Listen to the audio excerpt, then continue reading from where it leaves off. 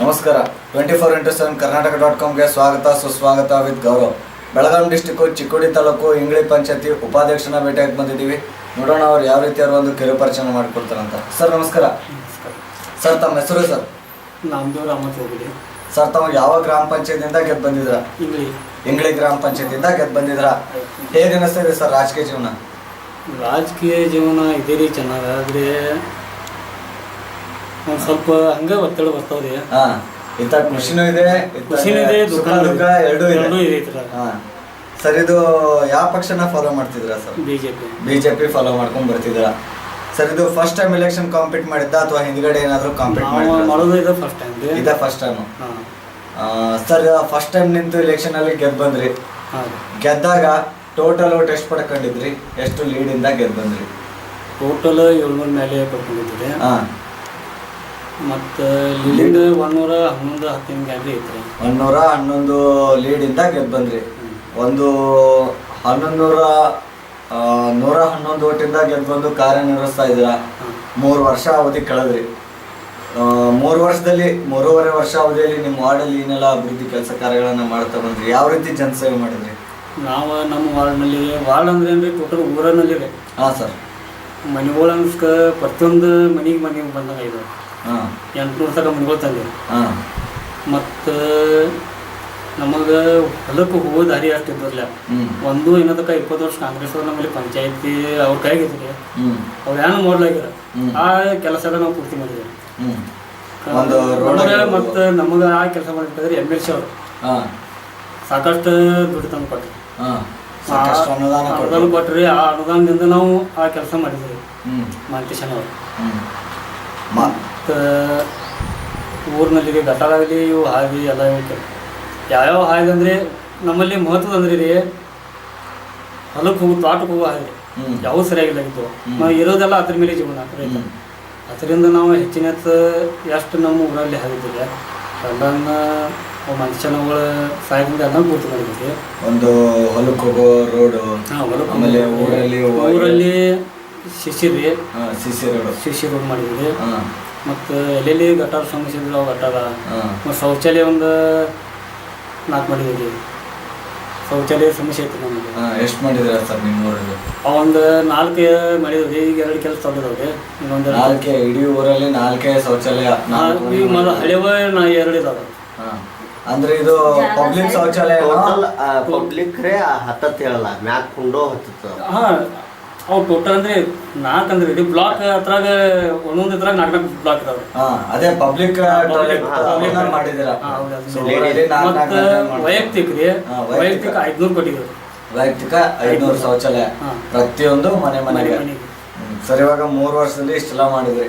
Sir ನಿಮ್ಮ ಊರಲ್ಲಿ ನೀರಿನ ಸೌಕರ್ಯ ಯಾವ ರೀತಿ ಇದೆ ಸರ್?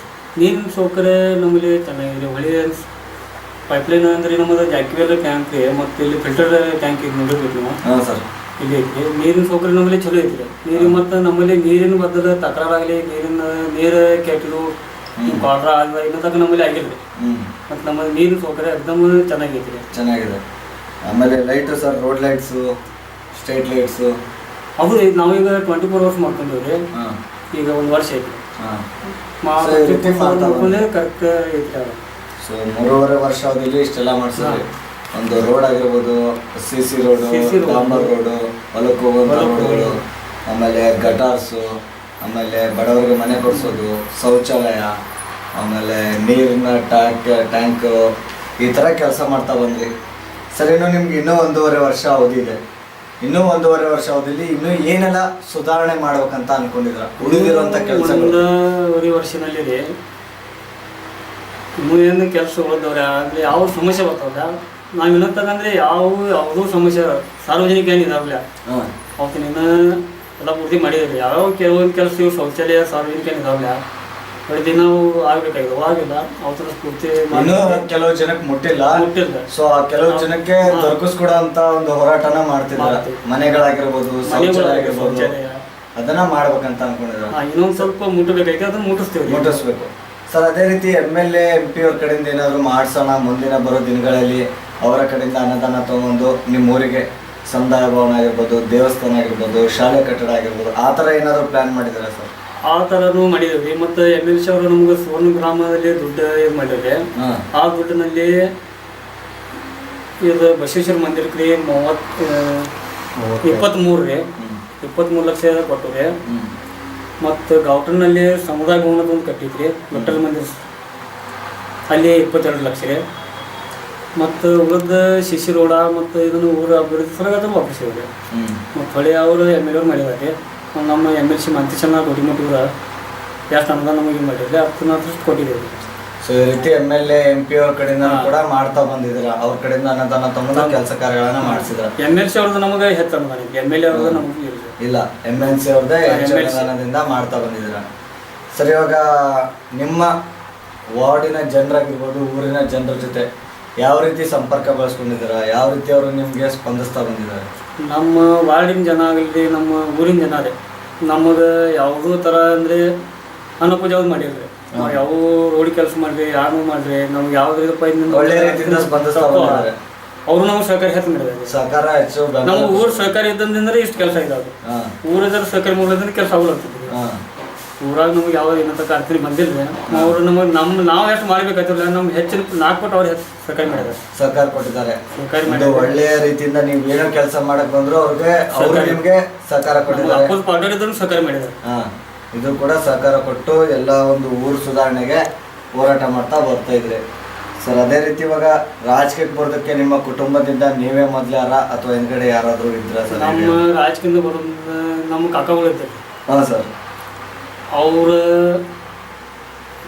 ಹೋರಾಟನೂ ಹಂಗೆ ಮಾಡಿದ್ರಿ. ಮತ್ತು ಅವ್ರು ಭಾಳ ಇದ್ರಿ ಆ ಟೈಮ್ಗೆ ಹಿಂಗೈತ್ರಿ, ಅವ್ರಿಗೆ ಚಾನ್ಸ್ ಸಿಗಲಿಲ್ಲ. ಹಂಗೆ ಅವರು ಒಂದು ಸ್ವಲ್ಪ ಪ್ರಕೃತಿದಾಗ ಅವ್ರು ತಿಳ್ಕೊಂಡ್ರಿ. ತಿಳ್ಕೊಂಡ್ರೆ 10-15 ವರ್ಷ ಯಾರು ಇದ್ರಾಗ ಇಲ್ಲ ಇದ್ರು.